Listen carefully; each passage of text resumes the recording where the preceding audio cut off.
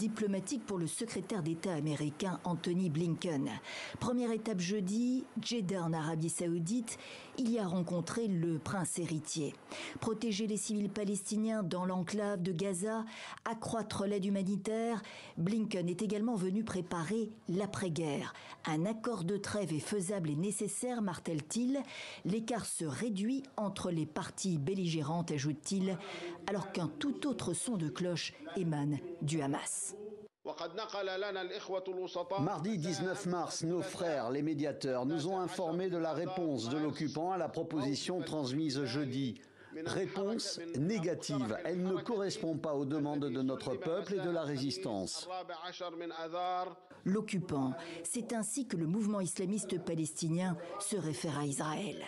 La déclaration vient doucher les espoirs d'une cessation rapide des hostilités, plus de 5 mois après le début de la guerre à Gaza. L'opération terrestre à Rafah, dans le sud de l'enclave, reste d'actualité, affirme pour sa part le Premier ministre israélien. Au début, j'ai dit à Biden que le Hamas ne pouvait être vaincu sans que l'armée israélienne entre à Gaza. Dans notre dernière conversation, je lui ai dit qu'il serait impossible de parachever notre victoire sans que l'armée n'entre à Rafah, et cela pour éliminer ce qu'il reste des bataillons du Hamas.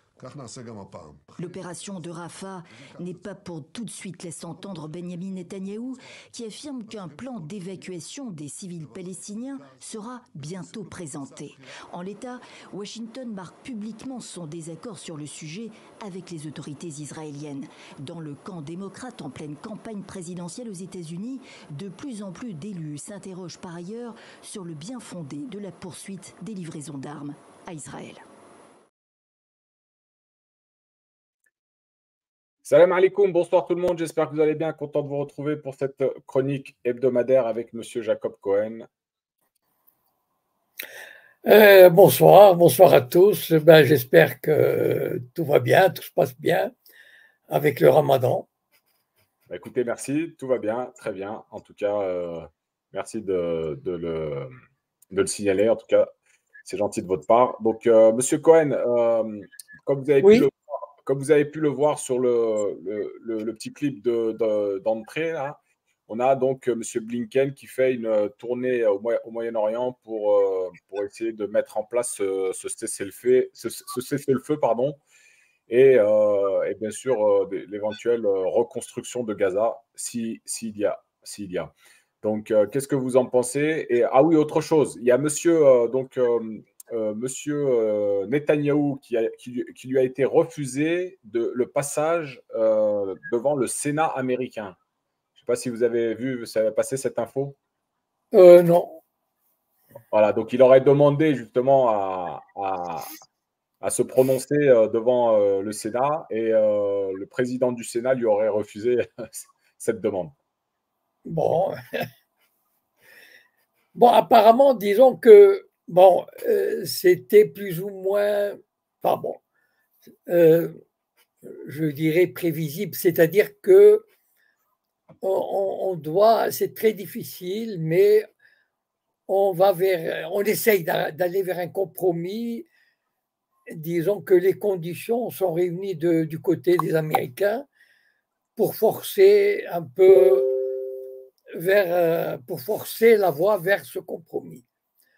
On attend de voir parce que jusqu'à présent, les Américains proposeraient même une résolution au Conseil de sécurité pour un cessez-le-feu immédiat. Je ne sais pas qu'est-ce qu'on peut dire là-dessus. Enfin, je veux dire, tout ça laisse présager un compromis. Dans combien de temps, sous quelle forme, c'est très difficile à dire. Mais disons que les Américains semblent pressés, c'est-à-dire que chaque jour qui passe, le pouvoir démocrate perd énormément auprès de ses électeurs. Au niveau mondial, des pays comme le Canada, je crois qu'il y a un autre pays, mais je ne me souviens plus lequel, je crois que c'est peut-être les Pays-Bas, je ne sais plus, ou l'Espagne, ont suspendu la vente d'armes à Israël. Bon, ce n'est peut-être pas grand-chose d'un point de vue militaire, mais symboliquement, c'est quelque chose d'important. Est-ce que... Voilà, alors je me suis trompé, ce n'était pas le président du Sénat, mais c'est un élu américain. Oui, en plus, c'est un juif. Voilà, il se nomme Chuck Schumer, voilà. Oui, Schumer, oui. Ça j'ai entendu parler, oui. Bon, c'est un juif influent du Sénat et qui veut se débarrasser de Netanyahou. Et pour moi, c'est, comment dire,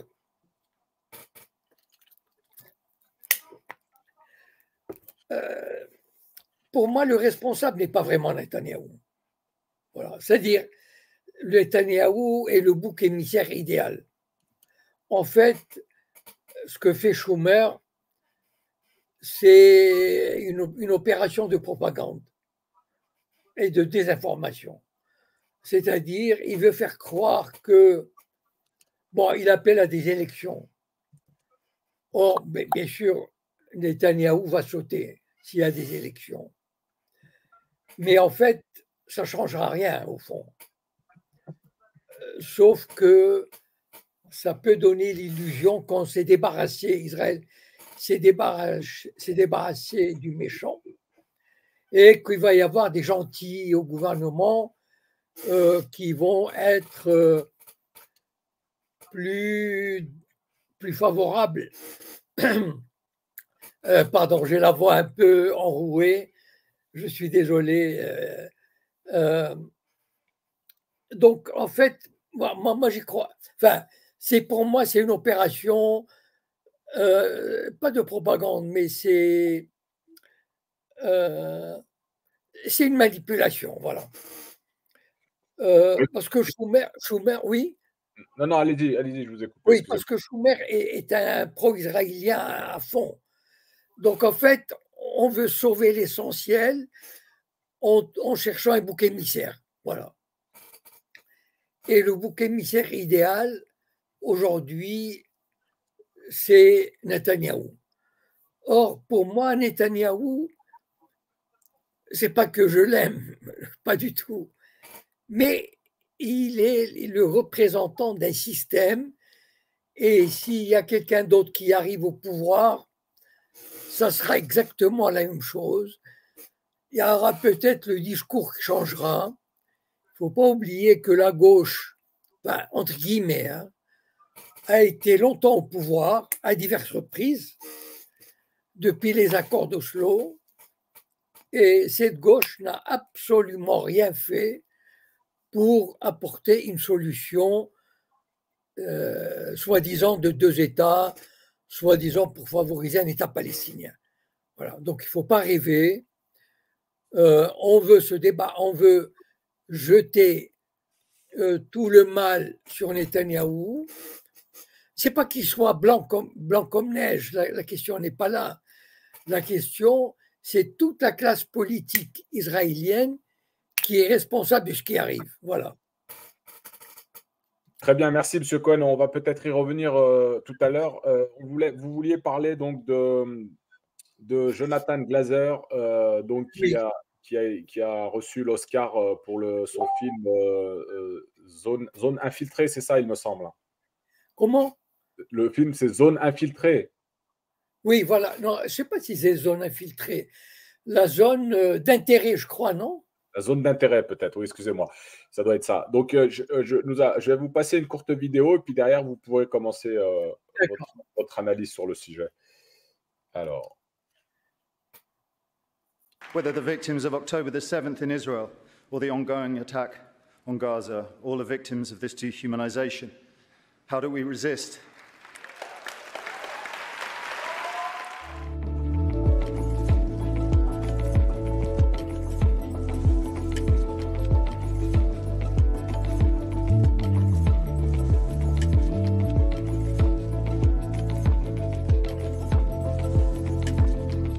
Choices were made to reflect and confront us in the present, Not to say, look what they did then, rather look what we do now. Our film shows where dehumanization leads at its worst. It shaped all of our past and present.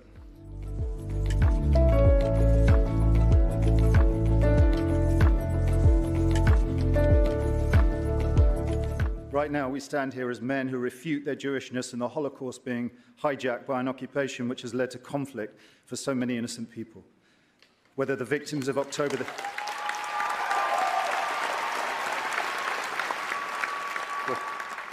Whether the victims of October the 7th in Israel or the ongoing attack on Gaza, all are victims of this dehumanization.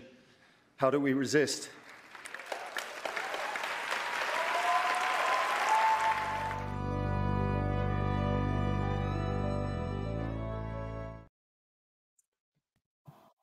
Voilà.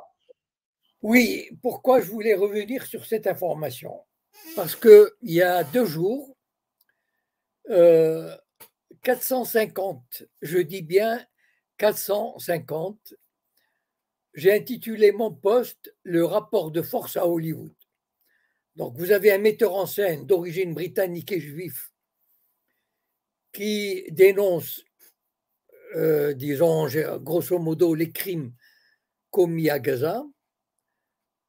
Et il y a 2 jours, 450, je dis bien 450 responsables de Hollywood, c'est-à-dire des producteurs, des acteurs, des financiers, ont pris position contre Glaser, ont dénoncé la prise de position de Glaser.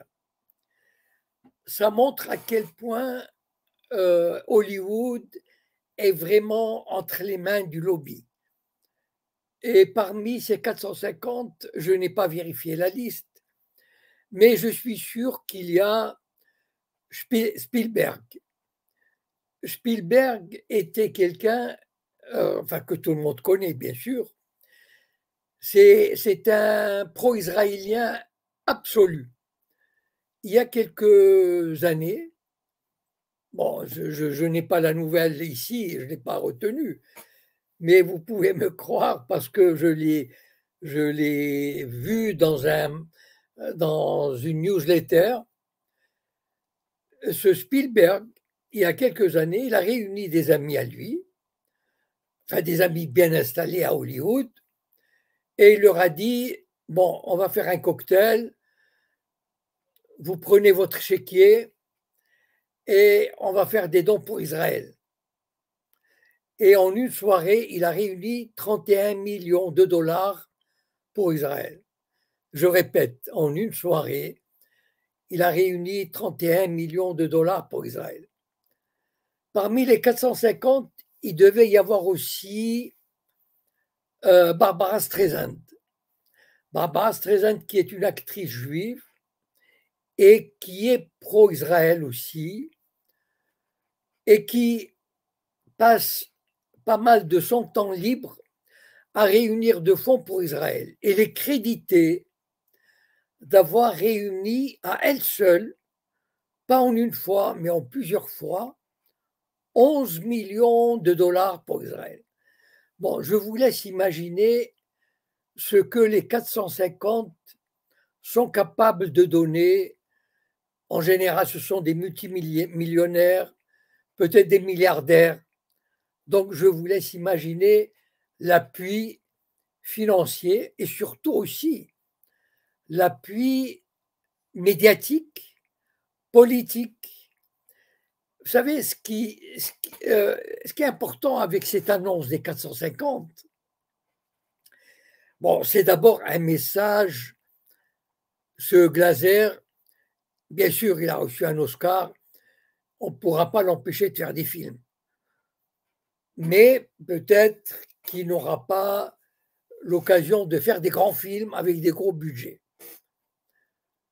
Peut-être qu'il sera obligé de faire des films indépendants. Mais c'est un message adressé à toute l'industrie du cinéma à Hollywood. C'est-à-dire, on dit aux futurs acteurs, aux metteurs en scène, aux producteurs, faites attention, nous tenons Hollywood. Nous, le lobby judéo-sioniste, nous tenons Hollywood, égard à celui qui oserait critiquer Israël. Voilà. Ça, c'est un exemple vraiment du pouvoir des Sayanim, c'est-à-dire des agents juifs du Mossad au service d'Israël. Voilà un exemple extraordinaire qui montre la puissance. Bon, imaginez, ça, c'est le cinéma. Après, il y a la finance à New York, la politique à Washington et dans tous les États. Vous savez qu'aux États-Unis, au minimum 30 États sur 50 ont adopté des lois criminalisant le boycott d'Israël, ont adopté des lois assimilant l'antisionisme à l'antisémitisme, etc. Donc, si on veut se battre contre ça, il faut être lucide, connaître le fonctionnement du système et trouver la parade. Voilà. Bien sûr, c'est bien de ce qu'on fait. Enfin, il y a des gens qui manifestent, il y a des gens qui font des vidéos, etc. Mais quand on voit la mobilisation du côté sioniste, on se rend compte quand même qu'il dispose d'une force de frappe extraordinaire. Et je voudrais que ceux qui se mettent qui ont envie de résister ou de lancer la résistance, se mettent à penser comment éventuellement d'abord dénoncer ces Sayanim, ces agents, leur fonctionnement, et comment penser à construire des contre-feux, des contrepoids. Voilà ce que m'avait inspiré cette information que je voulais mettre en valeur. Oui, tous ceux qui étaient proches de Jonathan Glazer, je peux citer Danny Cohen, le producteur exécutif du film. Il a témoigné sa désapprobation face aux propos de Glasner. Je suis totalement en désaccord avec Jonathan sur ce point. Mon soutien à Israël est indéfectible. Bon. On a Len Blavatnik, l'un des producteurs de Zone d'intérêt, qui était présent sur la scène aux côtés de Glasner lors de son discours, a tenu à se désolidariser des propos tenus et affirmer qu'il n'était pas au courant du contenu de l'allocution. Donc, en gros, il leur a mis, il leur a glissé une quenelle en disant ce discours. Oui, j'imagine. Mais bon, de toutes les façons, je ne sais pas si il était connu avant, peut-être pas. Peut-être que voilà, c'est quelqu'un qui a eu le courage d'être devant une scène, devant des gens, devant des caméras, et de dire ce qu'il avait à dire. Et le contre-feu a été immédiat et massif. Et ça montre, voilà, moi j'avais intitulé le rapport de force à Hollywood. Il est de 1 à 450. Tout est dit là-dedans. Voilà, c'est-à-dire, et dans les médias, on peut dire la même chose, dans les finances et ainsi de suite. Et en France, c'est pas différent. Alors, est-ce qu'on peut poser la question aujourd'hui, est-ce que c'est condamnable de dénoncer ce qui se passe à Gaza? Non, c'est pas condamnable. C'est-à-dire, le rapport de force est tel. Voilà, la force des sionistes, c'est quoi? C'est que d'avoir installé des milliers. Je vous rappelle que les Sayanim sont à peu près, on peut estimer leur nombre à 50 000. Vous imaginez 50 000 qui sont répartis dans les principaux pays occidentaux. Moi, j'ai estimé leur nombre en France à 5 000. aux États-Unis peut-être à 15 000. Donc imaginez 15 000 personnes aux États-Unis, voilà, dans tous les secteurs clés de la société.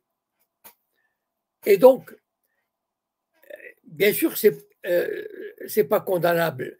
Après tout, la liberté d'expression, c'est un minimum, la justice, etc. Mais c'est un rapport de force. Regardez par exemple Norman Finkelstein. Norman Finkelstein, c'est un universitaire qui a tous les titres pour enseigner dans une université américaine.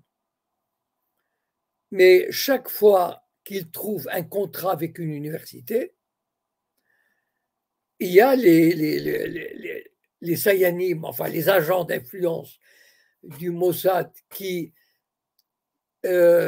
foncent vers l'université, fondent sur l'autorité de l'université et font pression, quitte à lui dire, voilà, on peut vous couper les vivres, on peut réduire les subventions. Vous savez que les universités américaines, elles vivent minimum 50% des subventions privées, des donations privées. Donc, si une université n'obéit pas, elle se retrouve du jour au lendemain amputée de 30% de son budget, de 50% de son budget. Donc, voilà, on est dans un pays libre, mais dans un pays libre où on se soumet à la loi du plus fort. Et la loi du plus fort aux États-Unis, c'est la loi du lobby judéo-sioniste. Alors, M. Cohen, est-ce que vous avez vu la vidéo qui a circulé, c'est hier ou avant-hier, où quand Macron était à Marseille, où on a une dame qui lui a demandé justement de faire quelque chose pour les enfants palestiniens?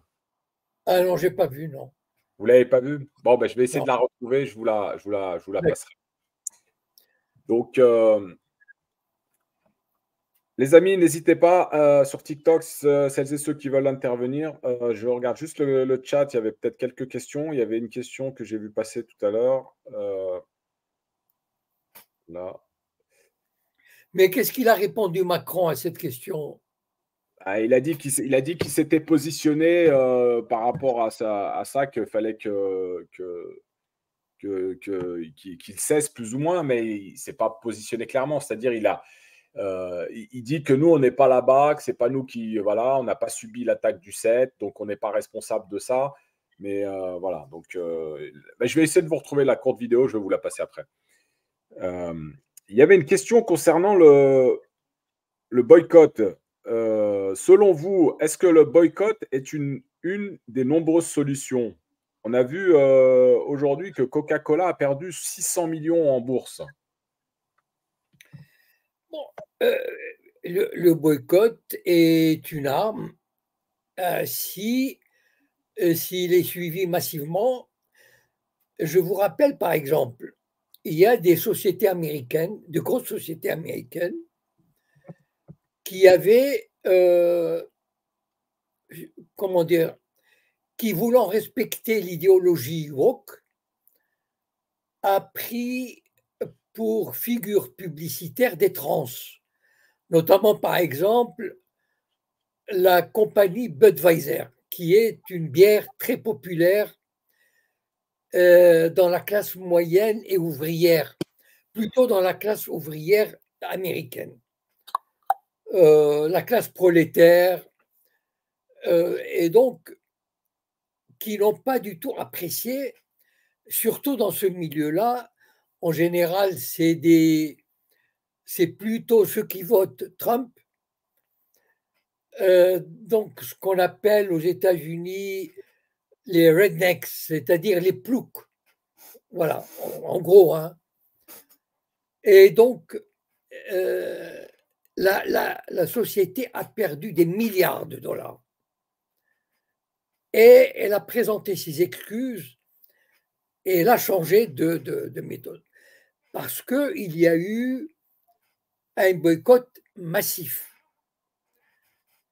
Mais là, je ne sais pas Coca-Cola, si elle ne perd que 600 millions, enfin, je ne sais pas, c'est presque une goutte d'eau pour cette société-là. Je ne sais pas, ça dépend. Est-ce que le boycott, s'il dure 1 an, 6 mois, 1 an, oui, c'est une arme. Bien sûr, c'est une arme. Le tout est qu'elle soit utilisée massivement et sur une longue période. Voilà. Mais c'est sûr que ça peut toucher. Mais encore une fois, comment dire, il ne faut pas oublier que les Sayanim, les agents du Mossad, ils sont très bien implantés dans le milieu économique et financier. Donc, ils peuvent très bien trouver des parades, enfin, sauf si vraiment le boycott fait perdre, je ne sais pas moi, 10 milliards, 20 milliards. Mais si ça reste dans des volumes modérés, raisonnables, ils pourraient les couvrir. Voilà.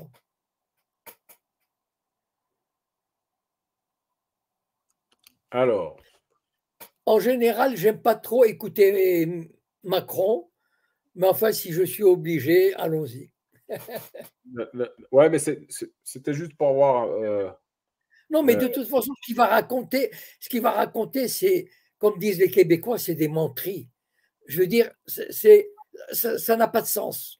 En fait, c'est comme si on va interpréter les paroles d'un président qui peut dire, qui dit tout et son contraire. Voilà, de toute façon, on ne va pas le croire. Voilà, donc ce qu'il va raconter, c'est vraiment des mensonges. Voilà. Mais bon. Alors, je vous montre quand même. Allez-y. Ouais, voilà. Bonsoir. Ouais, bonsoir. Juste une seconde, s'il vous plaît. Juste coupez votre micro, je vous donne la parole après. Merci.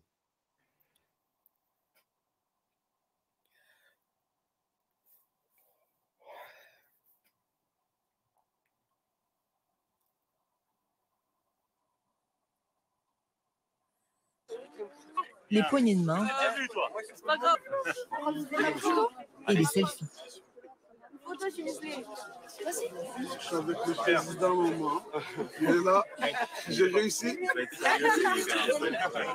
À plusieurs reprises, le président de la République est interpellé par des habitants sur la guerre en Ukraine et la situation humanitaire dans la bande de Gaza. Il faut faire quelque chose pour les Palestiniens. Au nom de Dieu, au nom de Dieu. Ne laissez pas ces enfants mourir. Non, je sais. Mais aussi sur la présence des dealers dans la cité. Est-ce que vous avez quelque chose?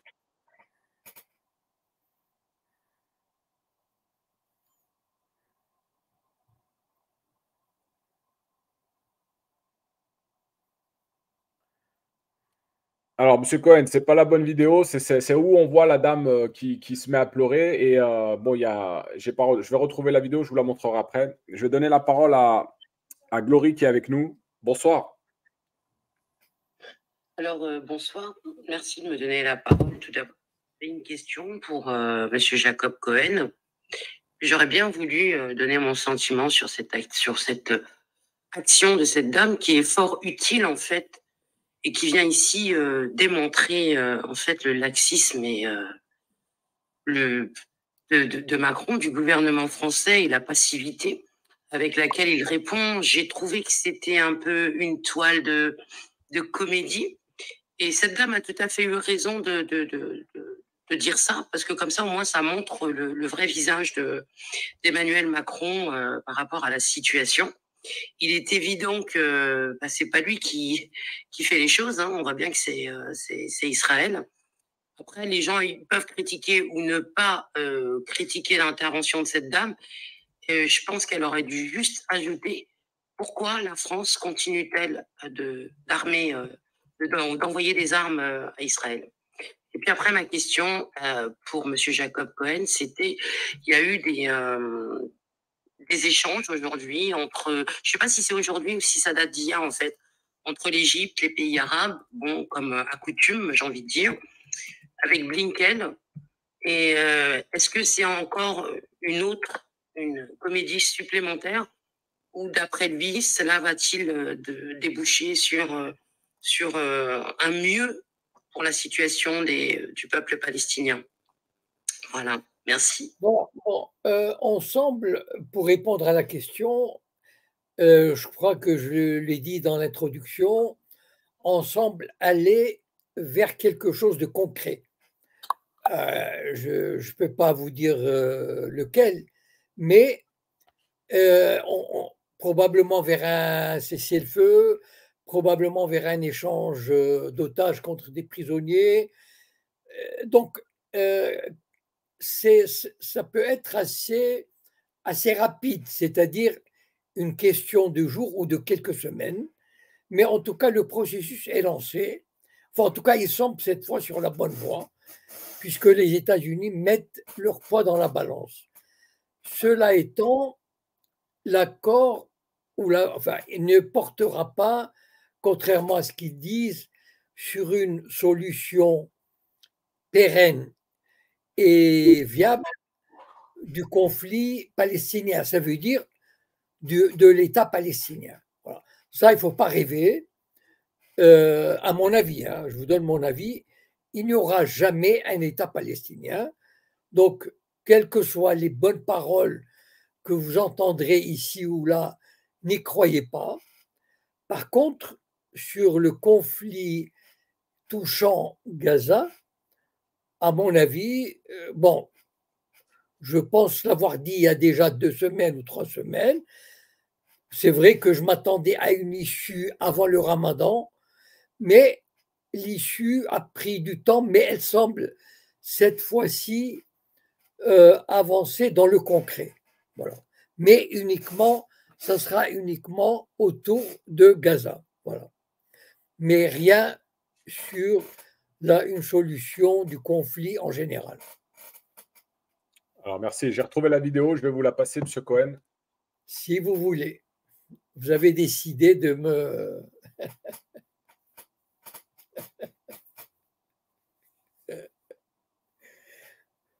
Bon. Au nom de Dieu, ne laissez pas ces enfants mourir. Non, je sais. Il y a des enfants, moi, ça fait presque 7 mois, je fais que pleurer. Je ne dors plus. C'est terrible. Ils n'ont plus de parents, ils n'ont plus d'enfants. Et les enfants, ils sont morts. Il faut arrêter ça. C'est un carnage. C'est un carnage. Même dans la guerre. C'est ce que j'expliquais à monsieur tout à l'heure. On essaie de faire le maximum. Alors, on n'est pas sur place et ce n'est pas nous qui avons la maîtrise. Mais on a appelé un cessez-le-feu. Vous avez quand même la possibilité de dire et alors, non. Nous, ce qu'on fait, alors c'est ce qu'on fait. Il faut le dire parce que vraiment. Aujourd'hui, ce qu'on fait aussi, c'est qu'on fait des opérations humanitaires pour essayer d'en soigner le maximum. C'est vrai de soigner, mais après, ils vont rebombarder. C'est nous qui le faisons. Bon, ils rebombardent. Ils rebombardent 75 ans que ça dure. Il faut arrêter. La nature des opérations qui sont menées, elle est inacceptable. Ça, on l'a dit. Vraiment, c'est touchant parce que voir nos enfants, moi je suis grand-mère, j'ai 9 petits-enfants, que Dieu voit ça, je me dis c'est pas possible. Est-ce qu'un être humain il peut faire des choses pareilles? C'est possible, mais c'est impossible. Il faut être humain dans la vie, il faut être humain, voilà, c'est...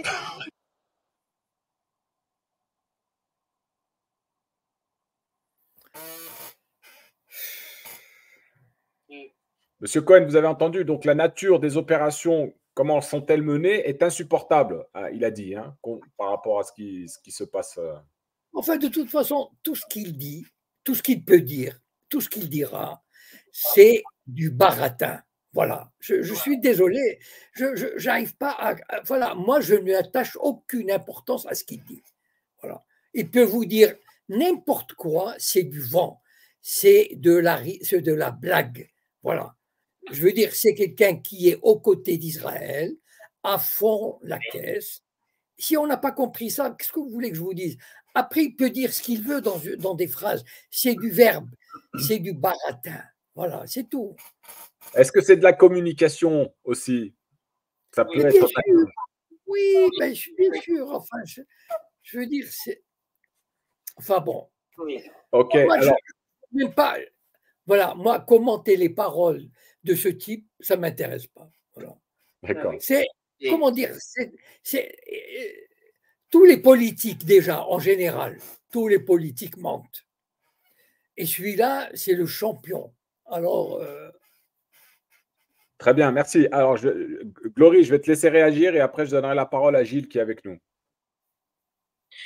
Alors moi, j'aimerais simplement dire que oui, effectivement, tout ce qui sort de la bouche de Macron n'est que mensonge, c'est du verbiage. Et j'aimerais ajouter que dans cette scène, ça lui a permis de dire que Israël avait le droit de se défendre. Or, il sait pertinemment que le droit international ne permet pas à l'occupant de se défendre puisque l'occupant est l'agresseur. Dire que c'est insupportable, je pense que ça va au-delà. Aujourd'hui, on peut même plus décrire la situation au vu du nombre d'hôpitaux qui ont été bombardés. Il y a quelques jours, c'était El Shifa, alors que El Shifa, ce sont des tentes aujourd'hui. Donc, j'ai envie de dire, mais il n'y a personne sur cette terre pour les arrêter. Il n'y a personne. Et toutes ces conversations, et devant autant de bestialité, d'horreur, d'inhumanisme, et on continue à parler. On continue à parler sans pouvoir rien faire. Non, à un moment donné, il faut arrêter, quoi. Et c'est pas aux criminels, on va pas demander et supplier un criminel d'arrêter de tuer simplement par des mots. On met des sanctions, on met vraiment des mesures qui empêchent, je veux dire, l'escalade de la violence et de l'horreur. Voilà ce que j'avais envie de dire. Et oui, ça m'intéresse pas d'écouter Macron non plus. Je suis un peu comme monsieur Cohen, voilà. Ok, je te remercie. Donc, il n'y avait pas de questions derrière tout ça. Je vais donner la parole à Gilles. Bonsoir, Gilles. Oui, bonsoir. Vous m'entendez? Oui, très bien. D'accord, super. Eh bien, bonsoir, monsieur Cohen. C'est toujours un plaisir de vous retrouver. Je n'ai pas pu participer aux précédentes émissions, mais là, je me suis libéré spécialement pour pouvoir participer et vous poser. Alors, j'aurai 3 petites questions. La première question concerne les franco-israéliens. Il semblerait qu'il y en ait plus entre 3 et 4 000 qui ont combattu pour l'armée de Sahel. Et à moins de 48 heures, on a entendu 2 versions du gouvernement français. La première version, c'est qu'il n'y aurait pas de poursuite. Hier, je suis étonné de voir que maintenant, on parle qu'effectivement la justice est indépendante et que peut-être qu'il y aurait peut-être des poursuites ou des enquêtes. Alors c'est là, je voulais avoir votre sentiment sur la situation des franco-israéliens. Bon, je vais répondre. Attends, il va répondre d'abord à cette question, Gilles. D'accord, ok. Alors, d'abord, la justice n'est pas indépendante en France. Alors, si vous entendez une phrase comme « la justice est indépendante en France », dites-vous bien que c'est un gros mensonge. Pourquoi? Parce que c'est quoi la justice? C'est pas, je ne parle pas de, je parle pas du juge qui est assis dans un tribunal. Celui-là, un juge d'instruction, il est indépendant. Mais pour mener des enquêtes, il faut que le procureur ou le parquet fasse le job. Voilà. Et donc, comme le parquet obéit au gouvernement, obéit au ministre de la Justice, c'est le parquet ne lèvera pas le petit doigt pour poursuivre des franco-israéliens. Donc, il ne faut pas se faire d'illusions. Il n'y aura, à mon avis, il n'y aura jamais d'enquête contre ces franco-israéliens. Et si jamais il y a constitution de partie civile, enfin, il y a des manières détournées d'arriver devant la justice. Le ministère de la Justice fera en sorte de faire traîner l'affaire pendant des années. Donc, d'ici à ce que les franco-israéliens soient jugés, de l'eau coulera, beaucoup d'eau coulera sous les ponts. Deuxième question. Oui, d'accord, très bien, merci. Alors, pour la deuxième question, c'est en fait par rapport au Grand Israël. Quand je regarde la carte d'Israël actuelle et la carte du projet de Grand Israël, je vois que ça englobe pratiquement l'Arabie Saoudite, le Liban qui n'existe même plus, une partie de la Jordanie. En fait, je me demande, est-ce que les gens qui ont ce projet, ils y croient eux-mêmes vraiment? C'était ça ma question. Okay, la question je réponds. d'Israël. Non, C'est une utilité utopique ou ils y croient vraiment? Allez-y, M. Cohen. Okay. Moi, cette carte qu'on publie, à ma connaissance, je ne l'ai jamais vue publiée en Israël. La carte vous savez, il y avait une carte en 1918, lorsque les sionistes se sont implantés en Palestine, ont commencé à s'implanter en Palestine. Il y avait la Palestine historique et qui allait au-delà du Jourdain. Ça veut dire avec une partie de la Jordanie. C'est tout. Et évidemment, bon, comme on dit, l'appétit vient en mangeant, c'est-à-dire que à un moment donné, lorsque Israël a conquis le Golan et le Sinaï et le Sud-Liban, ça ne faisait pas partie du grand Israël, enfin de l'Israël tel que les sionistes révisionnistes le rêvaient, mais il s'était dit, eh ben voilà une bonne occasion de s'agrandir. Je ne crois pas que c'était dans les plans originaux en tout cas, c'est sûr que même s'il le voulait, je ne vois pas comment il pourrait aller jusqu'en Arabie Saoudite ou en Irak. C'est une question même de personnes. Enfin, je veux dire, il y a 7 millions d'Israéliens juifs. Je ne vois pas comment il pourrait prendre 1 million de kilomètres carrés ou je ne sais pas combien. Voilà. Donc, en fait, ce qui est sûr, c'est que ils ont guigné le Sud-Liban, ça n'a pas marché. Le Sinaï, ils ont été obligés de le rendre. Par contre, le Golan, à mon avis, ils le garderont à moins qu'il soit défait militairement et qu'un jour ou l'autre, ils s'attaqueront à la Jordanie et prendront la partie orientale de manière à contrôler les deux rives du Jourdain. Voilà. Gilles. Oui, d'accord, Monsieur Cohen, merci encore. Dernière petite question. C'est un ancien colonel de l'armée suisse du renseignement, en la personne de Jacques Beau, qui, comme vous, a pris son bâton de pèlerin afin d'expliquer et de donner un autre narratif. Et M. Beau fait un parallèle entre ce qui se passe en Ukraine et ce qui se passe à Gaza. Est-ce que vous voyez un lien entre les deux conflits? Y a-t-il un parallèle ou y a-t-il des intervenants communs? Et en tout cas, encore une fois, merci, 3 fois merci. Merci Gilles.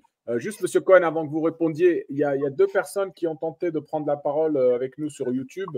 Je vous ai vu, vous étiez dans le sas, n'hésitez pas à remonter. Hein. Vous êtes dans le sas, je vous vois. Attendez juste que je vous fasse monter pour prendre la parole. Voilà. Alors, moi, je n'ai pas très bien compris le parallèle qu'on fait entre Israël et l'Ukraine. Je ne vois pas de quelle manière, enfin, en quoi il y a un parallèle, je ne vois pas. Je suis désolé, je ne sais pas. Voilà. Très bien. Donc, je regrette hein, si l'auditeur plus tard peut revenir et poser différemment la question. D'accord, non, merci. Je redescends parce que j'ai pas bien creusé. J'avoue que je n'ai pas bien creusé non plus, je n'ai pas bien compris. Je vais réécouter ces conférences pour avoir une meilleure compréhension et la semaine prochaine, je viendrai vous poser la question. Merci, je vous remercie. Ok, merci. Alors, en attendant que les personnes reviennent sur YouTube, j'avais une question là. La cause palestinienne a-t-elle encore un avenir au Moyen-Orient? Je vais vous répondre franchement. Hein. Alors, tenez-vous bien. À mon avis, hein, elle n'a aucun avenir. Voilà. Pourquoi je dis ça? Parce que il n'y a pas beaucoup de pays arabes qui soutiennent la cause palestinienne. Il y a pas, quand je dis il n'y a pas beaucoup, vous savez ce qu'on appelle une litote, C'est-à-dire, c'est une manière de parler. Voilà. En fait, tous les pays arabes s'en fichent de la Palestine. Voilà. C'est-à-dire, bien sûr, ils ne vont pas le dire, mais disons, c'est un poids dont ils ont du mal à se débarrasser. Voilà, ils voudraient que ce soit une bonne fois pour toutes réglé. Et vous savez, dès les années 70 et les années 80, les pays arabes, la majorité des pays arabes étaient fatigués de la question palestinienne. Voilà. Il faut être réaliste. Hein. C'est-à-dire que les pays arabes n'ont pas envie de mettre leur avenir en jeu, leur économie en jeu, leurs forces armées en jeu pour la question palestinienne. C'est ça ce que ça veut dire. Voilà. Est-ce que, par exemple, quand tout à l'heure, j'avais dit que Spielberg a réuni quelques amis producteurs de cinéma et a fait un chèque de 31 millions de dollars à Israël. Est-ce qu'il y a des Arabes qui sont capables de faire ça pour les Palestiniens? Moi, je vous pose la question. Ils ont des milliards, des dizaines de milliards, des centaines de milliards. Voilà. Et regardez comment vivent les Palestiniens. Voilà. Pourquoi ils ne mettent pas des milliards pour ouvrir même dans les camps des réfugiés, pour ouvrir des universités, pour en faire des ingénieurs, des militaires, des agents du renseignement. Voilà. Donc, il y a une alliance objective, ou en tout cas une conjonction d'intérêts objective entre Israël et les pays arabes pour se dire, bon, on ne va pas, comment dire, pour réduire cette question et quasiment la rendre la moins... le Hamas est quelqu'un qui gêne, voilà. Le Hamas est c'est un gêneur. Il empêche les pays... Regardez, il a empêché, par exemple, l'Arabie saoudite de normaliser ses relations avec Israël.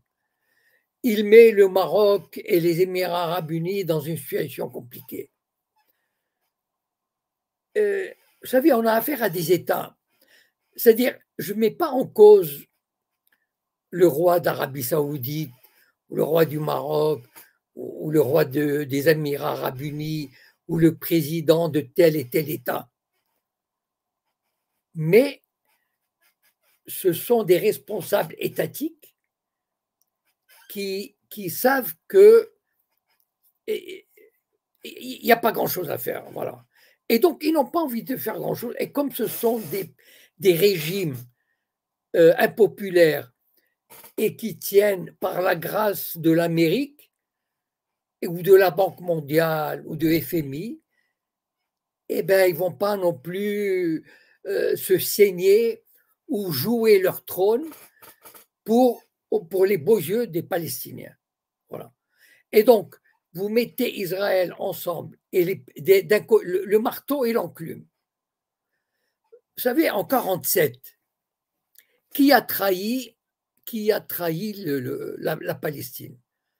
C'est le royaume de Jordanie qui s'est allié avec le régime sioniste naissant pour empêcher la création de l'État palestinien prévu par le plan de partage. Donc déjà, ça vous annonce la couleur. Voilà. Malheureusement, c'est une réalité. Donc, un jour, on ira vers une espèce de Bantoustan pour les Palestiniens. C'est la meilleure solution. Enfin, c'est le meilleur qu'on puisse leur offrir. Et malheureusement, ils seront obligés de l'accepter. Voilà. Je regrette de parler comme ça. Moi, je serais heureux que des gens apportent d'autres solutions. Mais moi, ma vision est de toute façon, c'est la vision qu'on voit depuis 70 ans. Il ne faut pas rêver. Voilà, c'est malheureusement la solution qu'on voit s'appliquer. Regardez les régimes arabes qui ont normalisé avec Israël, et en premier lieu l'Égypte, la Jordanie, etc., etc. Bon, voilà. Alors, bon, Wally, on prend 2 questions et après on arrête. J'ai la gorge un peu vraiment desséchée. Pas de souci, Monsieur Cohen. J'allais donner la parole à Golpis qui est avec nous en bas, qui a l'habitude d'être là. Mais avant, j'ai 2-3 réactions là sur le chat que je voudrais vous faire parvenir. Par exemple, cette histoire de Monsieur Cohen, vous ignorez tous les développements géopolitiques actuels et y compris le BRICS. L'entité sioniste est à sa fin. Donc voilà. Écoutez, moi j'aimerais bien. Non, mais attendez. Moi, j'applaudirai. Le jour où ça arrivera, je viendrai faire mon mea culpa et j'applaudirai. D'accord? Mais j'attends de voir comment ça va se passer. D'accord? Voilà. Voilà. Après, qu'est-ce qu'il y avait d'autre?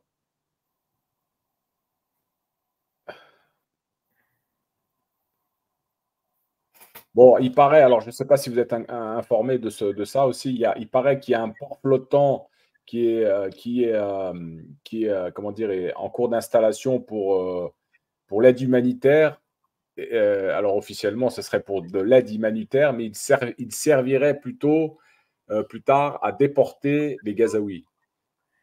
Un camp en Égypte? Un port flottant à Gaza, je pense, sur la bande de Gaza. Un quoi? Ah oui, j'ai entendu parler, oui. Oui, j'ai entendu parler de une espèce d'île artificielle pour pour installer en sécurité les Gazaouis. Oui. Et il y a même un camp construit par les Égyptiens qui peut recevoir jusqu'à 100 000 personnes. Alors, salam alaikum Golpiz. Oui, salam alaikum à tous. Bon, moi j'ai une question à M. Cohen. Oui. Est-ce qu'on peut, comment dire ça,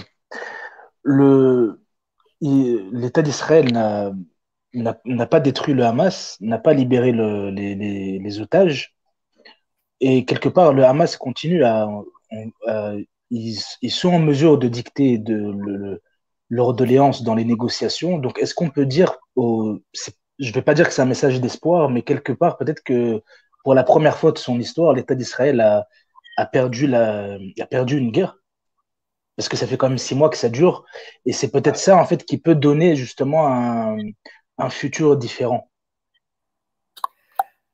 Bon, ok. Il est certain que la résistance du Hamas a surpris beaucoup de monde, a surpris les Israéliens, et que les Israéliens payent un prix assez fort, et ils n'ont pas réussi à contrôler militairement Gaza. D'accord. Ça, c'est un fait établi, il n'y a pas de doute. Alors, mais de là à penser que ces groupes de résistants installés à Gaza, le Hamas, le djihad islamique, etc., puissent inverser la tendance, c'est-à-dire puissent mener le combat pour chasser les Israéliens, ça c'est une autre paire de manches. Vous voyez ce que je veux dire? C'est-à-dire, ok, les Israéliens à Gaza, ils rencontrent des difficultés, ils ne sont pas maîtres du terrain, mais ça reste quand même que les combats se déroulent à Gaza, que déjà une partie de la bande de Gaza, 1 kilomètre de large, et comment dire, j'aime pas le terme, mais j'utilise parce que je vois pas d'autre, est nettoyée pour en faire une bande pour séparer, une bande de séparation, et que le nord est relativement, disons, contrôlé par les Israéliens, beaucoup plus que dans le sud. Et donc, si vous voulez, à terme, même s'il y a un arrêt, ok, le Hamas et les mouvements de résistance seront préservés, pourront préserver une partie de leurs forces, mais de là, on ne peut pas parler d'un renversement du rapport de force militaire en faveur des Gazaouis. Est-ce que vous voyez ce que je veux dire? Voilà. C'est-à-dire, il ne faut pas imaginer que demain, les Gazaouis, après le cessez-le-feu, ils vont envahir Israël, enfin, ou une partie du territoire israélien, et en faire comme ils ont fait le 7 octobre. Voilà ce que je veux dire. Merci, M. Cohen. Mais c'est-à-dire que la demande, pour revenir là-dessus, la demande de Blinken à l'ONU pour un cessez-le-feu, tout ça, c'est que de la propagande, quoi. C'est du bullshit, comme on dit. C'est pourquoi les Américains... Non, c'est-à-dire qu'ils sont arrivés à un moment où le cessez-le-feu était nécessaire. Et cette fois-ci, les Américains sont... D'ailleurs, ils ont même... Enfin, ce que j'ai entendu aujourd'hui, hein, ce sont eux-mêmes qui vont proposer une résolution de cessez-le-feu au Conseil de sécurité. Donc, ils sont arrivés à un moment où ils sont obligés de le faire. Ils ne le font pas de gaieté de cœur. Ils ont déjà bloqué, je ne sais pas moi, 5 ou 10 résolutions. Sauf qu'aujourd'hui, ça leur paraît, il faut sauver les meubles aujourd'hui. Mais pour des raisons électorales, ce n'est pas du tout pour des raisons, voilà, pour des raisons électorales, ou parce que la situation devient assez intenable, difficile. Donc, il faut calmer le jeu. Il est possible aussi que l'Arabie Saoudite, l'Égypte aient demandé à l'Amérique de faire en sorte de calmer le jeu et de trouver une solution. Voilà. Donc, c'est pas, il faut pas croire que les Américains ont retourné leur veste ou quoi que ce soit. Oui, voilà, ils ne sont pas là à œuvrer pour un État palestinien, quoi. Ça, c'est un mensonge. Pas du tout. Au contraire, c'est même pour sauver la mise des Israéliens. Se dire, voilà, écoute, c'est vrai que les Israéliens sont en difficulté militaire, politique, diplomatique, au niveau international. Et voilà, c'est pour sauver leur mise aussi. Leur dire, voilà, il faut vraiment, c'est dans votre intérêt, il faut vous arrêter, quitte à laisser passer un petit moment et puis on verra par la suite. Merci. Voilà, mon cher Wally, c'est bon pour ce soir. Très bien, merci M. Cohen. On se donne rendez-vous la semaine prochaine. Ok, à 20h. Au revoir. M. Cohen, au revoir. Allez, bonsoir. Attends, je te descends 2 secondes, Golpis, je reviens à toi. Voilà, les amis, je vais clôturer donc sur les plateformes où c'est diffusé, donc sur la chaîne de M. Cohen et d'autres, et je laisse un petit peu ouvert pour le reste des plateformes. Juste avant de quitter, les amis, je vous invite à partager, comment dirais-je, pas partager, excusez-moi, je voudrais juste parler du samedi 23 où il y a une manif à 14h à la place de la Bastille, excusez-moi, concernant la marche qu'a initiée Farid Demesdeba. Donc c'est donc samedi à 14h, place de la Bastille, une courte marche d'une centaine de mètres pour rejoindre la République. Et donc c'est un rassemblement qui est donc contre la pédocriminalité. N'hésitez pas à tous ceux qui sont à côté, en région parisienne, à faire un saut pour soutenir l'initiative donc de Farid Demesdeba. Et ça concerne tous nos enfants. Merci. Dernière chose aussi pour celles et ceux qui veulent participer, soutenir Nabila Kilani, qui est malheureusement dans le sud de la bande de Gaza, à Rafah. Vous avez le lien en description de la vidéo. On participe, n'hésitez pas à le faire. Ou partager cette cagnotte. Voilà. Je vais clôturer. Je donne rendez-vous, bien sûr, à tout le monde la semaine prochaine. Salam alaikum à tous. Wa alaikum assalam wa rahmatullahi wa barakatuh.